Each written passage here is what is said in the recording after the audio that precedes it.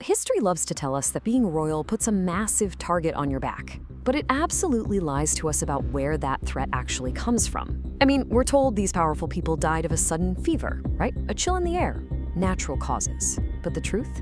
Well, the truth is so much more intimate and infinitely more terrifying. Think about it. 6 of the most powerful people who have literally ever lived on this planet, all murdered. And we're not talking about a foreign army storming the palace gates, not a peasant rebellion. No, they were killed by the exact people whose faces they trusted, right in those final terrifying moments before they died. And look, this isn't just some historical one-off fluke. We are tracking a massive 1,500-year trail of blood here. We're going from the Roman Empire all the way to Imperial China, from the cold stone castles of medieval England straight into the heart of Russia. Here's the craziest part. The official court records lied to everyone. The actual killers, they were the people pouring their wine, the people sharing their beds. But today, thanks to modern forensics and science, we can finally prove it. Seriously, this is going to completely change how you look at every royal death you've ever read about. Let's start in Rome, 54 AD. Emperor Claudius is eating a plate of mushrooms, he suddenly feels a chill, and he drops dead, right? Well, that's the official story anyway. The gritty reality? He was literally about to write his wife's son out of his will. And his wife, Agrippina, she absolutely wasn't gonna let a piece of paper ruin her entire life's work. Because Agrippina didn't just, hire some shadowy assassin to do her dirty work. No, she sat right there at the dinner table.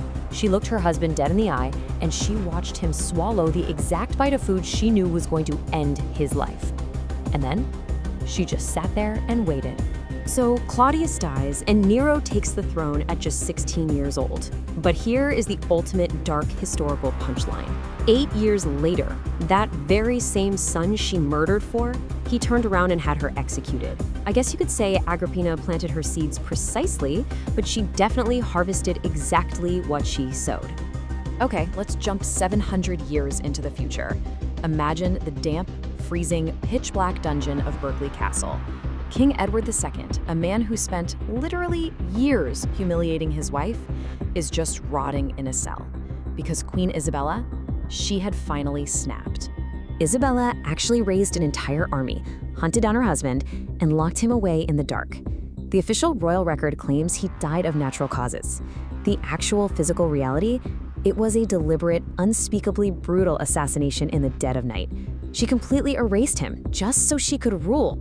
So, we still have 4 more of these to go, and I'm telling you, they get so much darker.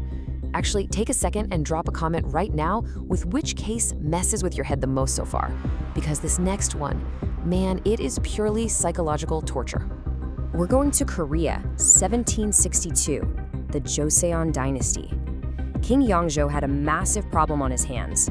His son, the Crown Prince Sado, was violently, dangerously unstable. So the king summons his son and issues a physical commands that honestly just defies belief. He ordered his own son to climb inside a heavy wooden rice chest, a box barely large enough for a grown man to sit in, and then he sealed the lid shut. Just try to imagine that psychological terror. 8 agonizing days, slowly suffocating in the pitch black, knowing that your own father was the one who nailed the lid down.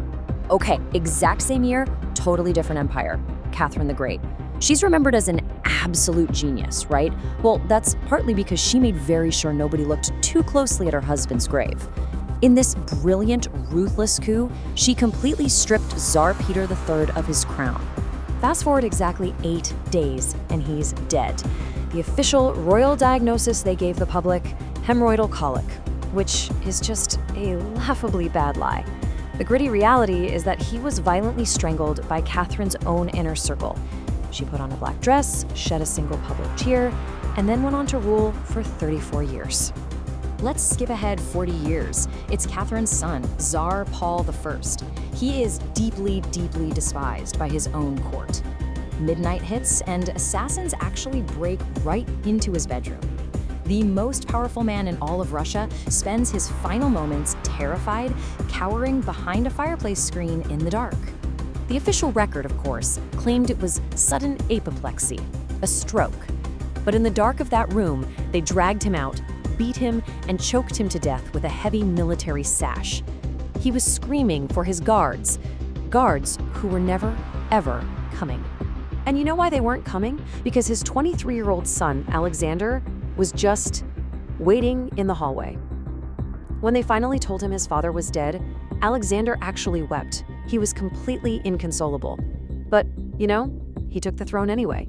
He knew the assassins were coming, and his silence, that was his deadliest weapon. Let's move into the 20th century. Emperor Guangxu of China. He was completely stripped of his power and kept trapped for 10 whole years on a tiny island palace by his own aunt, Empress Dowager Cixi. He literally just sat there, suffocating under house arrest, watched every single hour of every single day. Then, in 1908, the 37-year-old emperor suddenly dies. The court claimed his kidneys failed. And honestly, it was a pretty solid lie, one they managed to guard for exactly 100 years. That is, until modern forensic science completely tore it apart. See? In 2008, scientists finally tested his remains, and the results? They found a massive, acute dose of arsenic in his system.